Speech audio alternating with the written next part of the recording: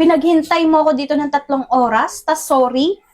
Alam mo, ang haba-haba ng pasensya ko simula nung pagdating ko dito. Tapos ano, ma-out of place lang pala ako, iiwan niyo ako dito? Alam mo, sayang yung time at effort ko sa'yo. Pumunta-punta pa ako dito sa wala. At saka, mama's boy ka pala. Saan na kaya yun? Kanina pa nag-ano dito. 11:20 na. Bakit maulan ba nga naman traffic? Hi. Kayla? Ikaw na yan? Grabe. Ang ganda mo lalo na sa personal. Ikaw naman. Mas maskulado ka nga tignan kesa sa pictures. Naku, wala na to. Pumayat na kasi ako, taba na nga ang pumalit. Ay, nga pala. Pasensya ka na nga kung pinagbiyahe kita ng ganong kalayo. Si mama kasi, sabi niya akong payagan. Siya na lang kasi yung kasama ko.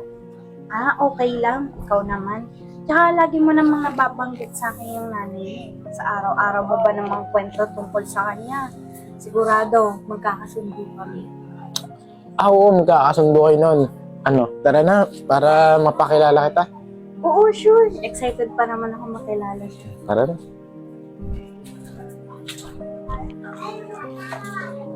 Ama, si Kayla nga pala. Bakit may kasama ka? Di ba sabi ko sa'yo, huwag ka muna magdadala ng bisita. Kasi aalis tayo.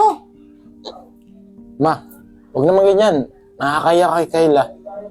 Alam mo, mas mapapahiya ka kung di ka sumusunod sa mga sinasabi ko. Alam mo, JM, isang salita ako ha.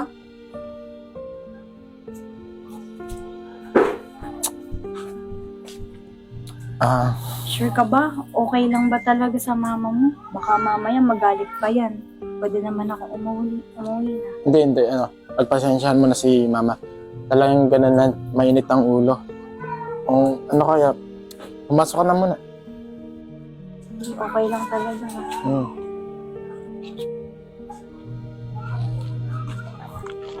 Diyan ka na muna. Kukuha lang ako ng merenda mo.